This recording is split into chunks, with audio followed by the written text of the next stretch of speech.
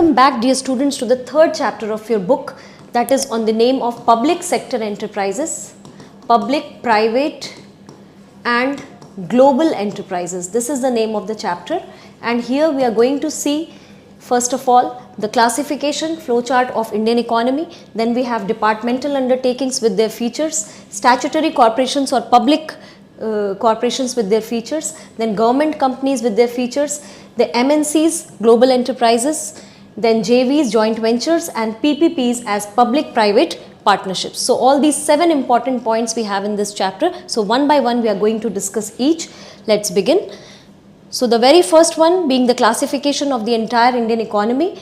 This entire Indian economy is divided into 2 main parts, students. One is the public sector and the other is the private sector. In the last chapter, whatever we studied, the different forms that are covered under the private sector. We have studied about sole proprietor, partnership, joint Hindu family, or we can call it HUF, Hindu undivided family business, then cooperative societies.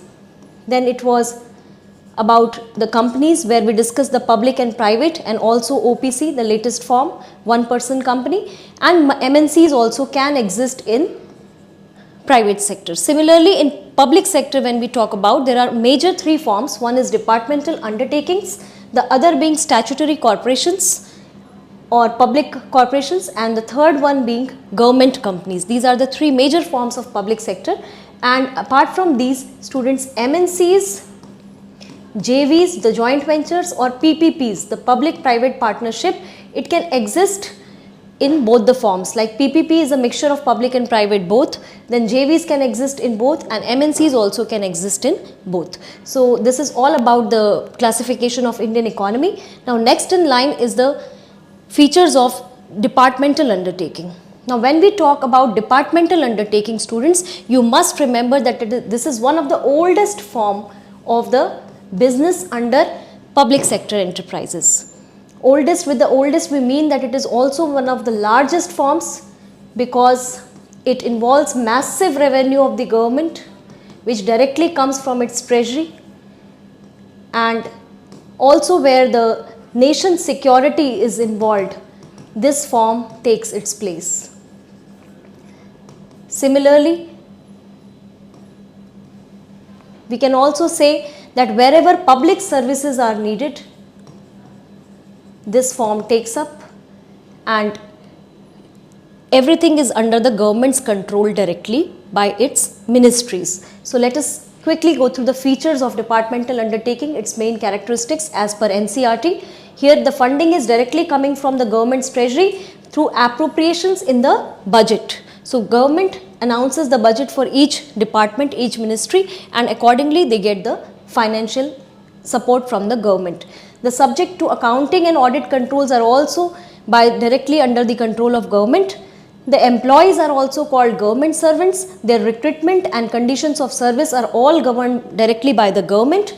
And similarly, these departments and ministries are headed by IAS officers or the civil servants who are transferable from one ministry to the other.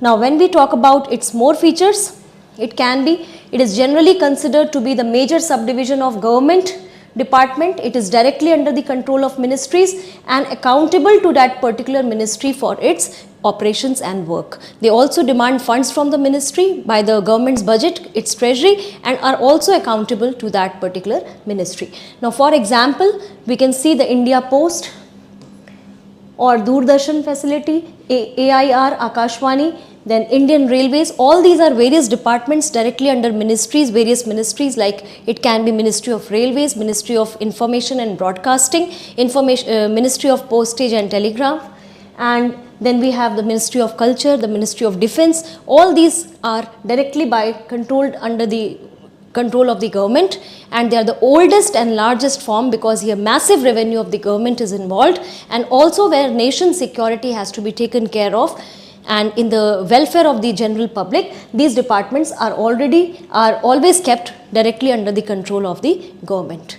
So I hope this is very clear. So now let us see the second most important topic from this chapter, that is features of statutory corporations. When we call statutory corporations, we can also mention them as public corporations.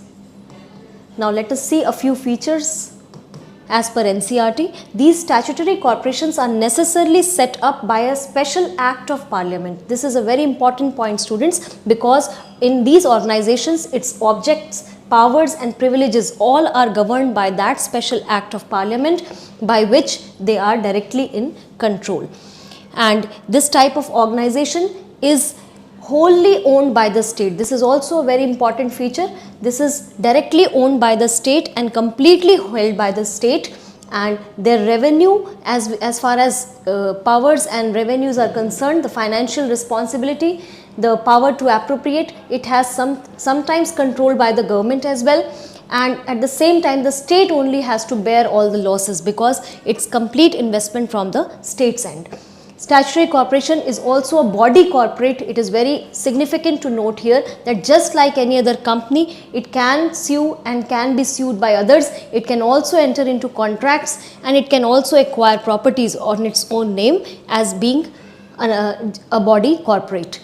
And these type of enterprises are independently financed. Either they are borrowed funds or it comes from the general public through the revenues and sometimes from sale of goods and services. So all this they manage their own revenues. That is, we can also say that the accounting and audit procedures of the government are not applicable to such organizations, and also there is no funding from the central budget of the government. There is no role of finance from the government's end for such type of organizations. Even the employees, as we have discussed earlier, in departmental undertakings they were civil servants, but here the employees are not government or civil servants and they are neither governed by the government rules and regulations. Similarly, the conditions of the service are also governed by the act under which they are controlled, and sometimes the government officers of various departments are sent on deputation to head these organizations. So now let us quickly see, students, that what are the various examples of such statutory corporations. So in this we have SCI,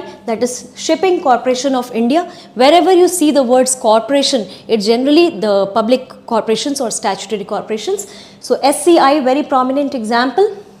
Then we have DVC, Damodar Valley Corporation. This is directly headed under the Ministry of Power by Government of India, and it is also a body corporate, a statutory corporation under Ministry of Power. Then we have FCI, popularly called Food Corporation of India, which is also an example of this type of enterprise. Lately we can see the logo of LIC, Life Insurance Corporation.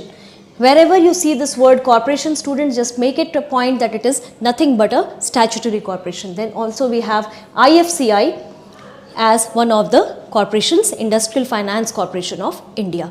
So all the corporations are these statutory corporations. The point to be noted is they are not financed by the government treasury, rather they manage their own funds and they are just like any body corporate, wholly owned by the state. Now students, let us quickly go through the features of government companies, the next in line. The government companies have the characteristics and all the features of any other company. Just as in the previous chapter we have studied, these are governed by the Companies Act 2013 and also by the company law, and the company can file a suit in the court of law. It can sue the third party and can be sued as well by the third party. The company can also enter into the contracts and acquire properties in its own name. The management of such companies are regulated and governed by the provisions of the Companies Act 2013.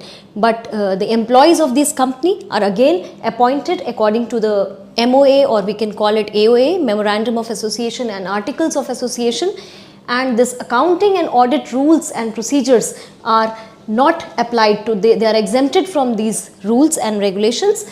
However, the auditor is appointed directly by the central government, who gives the report in the parliament or in the state legislature about the working of such corporations. The government company, they obtain their funds directly from the government shareholdings, because majority of stakeholding is by the government. More than 51%, at least 51% shareholding must be of government for such companies, and also through private means, that is through private shareholders, by raising funds also directly from the capital markets. So just like any other company, whenever you go through this form, students, just remember the features of company: the perpetual succession, the we can call the seal, common seal, an artificial person, separate legal existence, all these will also be applied to such companies that are also called government companies. But they are government just because of the fact that more than 50%, at least 51% of shareholding is under government for such companies. Now let us see a few examples of such companies, students. So first being the Indian Oil Corporation. Although the word corporation is attached to such organizations, ONGC, Oil and Natural Gas Corporations, but they are PSUs, public sector undertakings, directly controlled by the government under Ministry of Power and Natural Gas. So they have all been, if we talk in present day times, ONGC is also an MNC today because ONGC Videsh is working. Its headquarter is at New Delhi, but this company has also extended its arms and branches to the outside nations as ONGC Videsh. So this company was also conferred the Maharatna award in 2010. So all these are directly under the government's control. Then we have Coal India Limited, GAIL, the Gas Authority of India Limited, SAIL, Steel Authority of India Limited. Then we have NTPC, National Thermal Power Corporation. All these are government organizations and government companies under public sector enterprises, and they are also under public sector undertakings. So all these things you must remember. We also have BHEL in this, that is Bharat Heavy Electricals Limited as one of its example. So just remember these pictures and logos whenever you have to write about the government companies.